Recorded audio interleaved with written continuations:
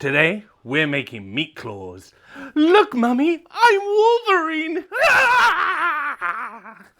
So in order to make these, we are going to be using a bowl cut bit mainly to get the curves, but this one is pretty dirty.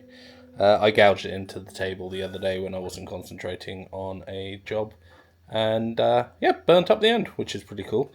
But I have a solution. Ta-da! This is an ultrasonic cleaner. So what you do, take a bit, put it in here. I'm also going to put this little rascal in as well, the ER20 collet. Yeah, that's the word. Close lid. I'm going to set some temps on it. I'll go here, 50 will do. Wait for that to get up to heat. Cool, right, that's done. Now we do 5 minutes on, and that is the noise it makes. Right, let's pull this out.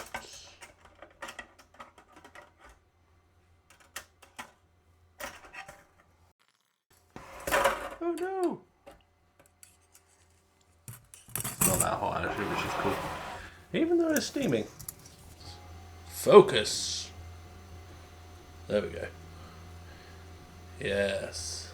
So a lot of the dirt's come off, but I am just going to get the rest of it with this.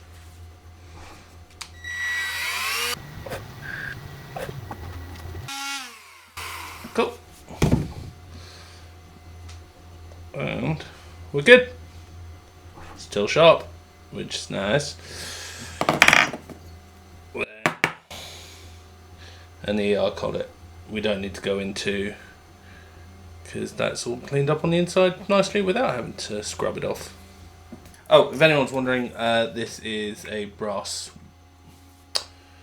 wire wheel, so it's soft enough that it is not going to wreck the piece or the bit. So whilst the Onefinity's doing a thing, let's talk about sales. I sell these for £25 a pair, and they cost about £4 to make, maybe £5 depending on the species of wood you use, and it's a pretty good markup. They're also really good for bringing in customers to the stall because they just look a little different and they grab people's attention. And I'll show you about this weird end bit and when I am sanding it. So, you notice a sudden change in attire, and it's all down to this little microphone here.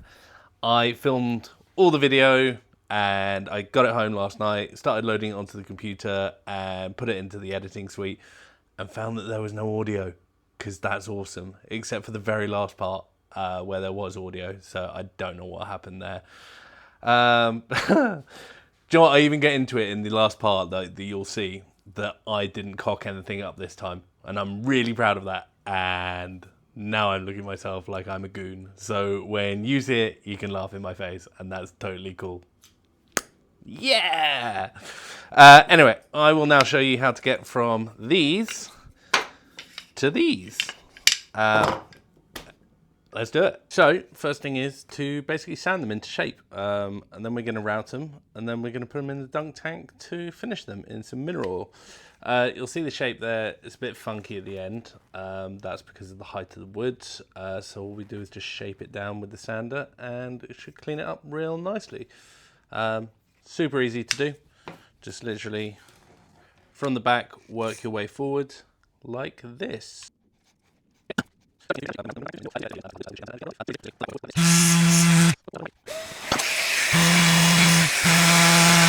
A little bit chipped off, annoyingly, but that's easy enough to repair.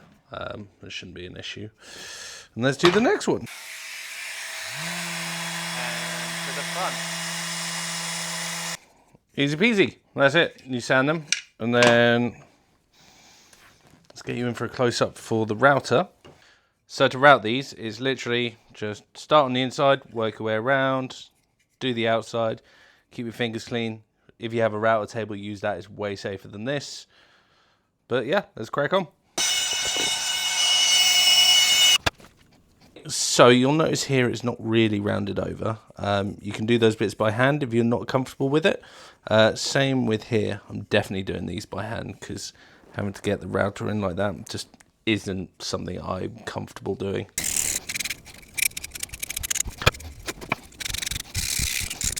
And just like Daddy taught you to swim, you throw them in the deep end.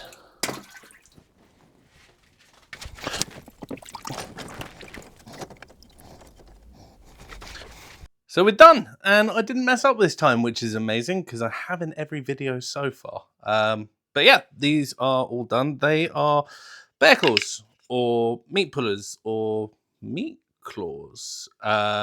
Use them to make pulled pork, pulled chicken and beef.